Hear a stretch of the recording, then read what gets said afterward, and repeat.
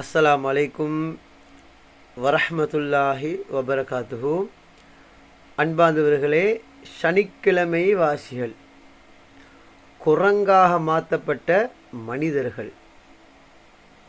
ஏன் அல்லாஹ் இவர்களை குரங்குகளாக, பன்றிகளாக அல்லாஹ் மாற்றினான்? என்ன ரீசன், என்ன காரணம்? அதாவது சனிக்கிழமை வாசிகள் வாழ்ந்த இடம் ஷாம் தேசத்துக்கு பக்கத்தில் ஒரு ஊர். இந்த ஊரில் கிட்டத்தட்ட 72,000 மக்கள் வாழ்ந்தாங்க.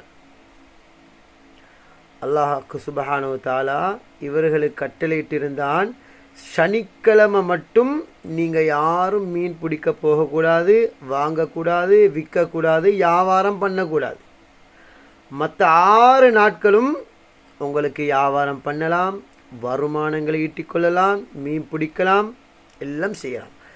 சனிக்கிழமை ஒரு நாள் மட்டும் எல்லாரும் அல்லாஹுவை வணங்க வேண்டும், இபாதத் செய்ய வேண்டும், வணக்க வழிபாட்டில் ஈடுபட வேண்டும். இந்த மக்கள் அவ்வாறே வாழ்ந்து வந்தார்கள், வணங்கி வந்தார்கள். அப்படியே காலம் உருண்டோடியது. ஷைத்தான் அந்த ஊருக்கு வந்தான். அந்த ஊருக்கு வந்து சொன்னான், ஏன் சனிக்கிழமை நீங்கள் யாரும் மீன் பிடிக்கக்கூடாது? எந்த அளவுக்குண்டா, சனிக்கிழமை தான் அதிகமான மீன்கள் வந்து கரையில் துள்ளி குதிக்கும். இப்போ ஷைத்தான் வந்து வந்து வந்து மக்கள்கிட்ட மனசை மாற்றினான், மக்களை ஏமாற்றினான். ஆனால் எல்லா மக்களும் ஏமாறல. அந்த ஊரில் உள்ள அறவாசி பேர்கள் அல்லது அறவாசியை விட கூடுதலான பேர்கள் ஏமாந்தார்கள். ஷைத்தான் சொன்னான், எப்படி என்றா, சனிக்கிழமை தானே மீன் பிடிக்கக்கூடாது, நீங்கள் என்ன செய்யுங்கோ, வெள்ளிக்கிழமை நைட்டில் ஒரு குழியை தோண்டி கடலோரத்தில் ஒரு பெரிய குழியை அமைச்சு அந்த குழியில் வலையை போட்டு வைங்கோ. சனிக்கிழமை மட்டும் போக வேண்டாம், ஞாயிற்றுக்கிழமை போய் அதை எடுங்கோ. அப்போ சனிக்கிழமை மீன் பிடிச்ச மாதிரி நீங்கள் கணக்கெடுக்க பட மாட்டீங்க. ஷைத்தாண்ட ஐடியாவை அறவாசி மக்கள் கேட்டாங்க. இந்த ஐடியாவை கேட்ட மக்கள் என்ன செஞ்சாங்க, அறவாசி பேர் வைத்து வலைகளை போட்டு குழியை தோண்டி வச்சாங்க. ஆனால் அறவாசி மக்கள் இதை தடுத்தாங்க.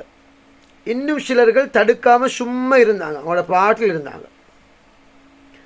இப்படியே காலப்போக்கில் அந்த தடுத்த மக்களுக்கும் தடுக்காமல் இருந்தவர்களுக்கும் அதே போன்று மீன் பிடிக்க சென்றவர்களுக்கும் மத்தியில் ஒரு பிரச்சனை உண்டாயிருது. அந்த பிரச்சனையால் அந்த ஊரில் ஒரு மதில் போடப்பட்டது. தடுத்தவர்கள் மட்டும் ஒரு பக்கம், தடுக்காதவர்களும் மீன் பிடிக்க சென்றவர்களும் மறுபக்கம். அப்படியே காலம் உருண்டோடியது. இப்போ அந்த மீன் பிடிக்க சென்றவர்கள் அதே போன்று தடுக்காமல் இருந்தவர்கள் மறுபக்கம் இருக்கிறாங்க. இப்போ அந்த மீன் பிடிக்க போக வானாண்டு சென்றவர்கள், தடுத்தவர்கள் இந்த பக்கம் இருக்கிறாங்க. அந்த மீன் பிடிக்க போனவர்களின் பக்கத்தில் எந்த சத்தமும் வரல.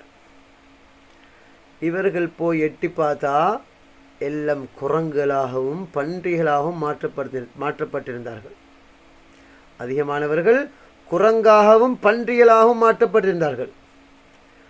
ஆனால் தடுத்தவர்கள் இருக்கிறாங்களே, இதில் அவங்களோட பிள்ளைகளும் இருக்கிறாங்க, இந்த பக்கத்தில் அவங்களோட மனைவிமார்களும் இருக்கிறாங்க. சில மனைவிமார்களும் பிள்ளைகளும் போய்த்து வாப்பா தேடினா வாப்பா குரங்காக மாற்றப்பட்ட நிலையை கண்டார்கள். அப்போ அல்லாஹ் சுப்ஹானஹு வ தஆலா தண்டனையாக குரங்குகளாக பன்றிகளாக மாற்றினான். சில நாட்களுக்கு பின்னால் அந்த ஊரை அப்படியே அழிச்சு போட்டான். அப்போ அன்பார்ந்தவர்களே, கண்ணியத்துக்குரியவர்களே, அல்லாஹ் நினைச்சா ஒரு செக்கல்ல அழிச்சு போடுவான். நபி ஸல்லல்லாஹு அலைஹி வஸல்லம் அவங்க துவா கேட்டாங்க, யா அல்லாஹ், 3 துவா கேட்டாங்க. அதில் ஒரு துவா, யா அல்லாஹ், என்னுடைய முழு உம்மத்தையும் குரங்குகளாக பன்றிகளாக நீ உருவத்தை மாற்றாதே. ஒரு சிலர் மாறலாம், முழு உம்மத்தும் மாற மாட்டாங்க. அதனால் நபி ஸல்லல்லாஹு அலைஹி வஸல்லம் அவர்கள் மீதில் அதிகமான ஸலவாத் ஓதுங்கள். அல்லாஹுடைய அன்பும் கிடைக்கும். அல்லாஹ் செய்யக்கூடிய அமலும் ஸலவாத்து மட்டும்தான்.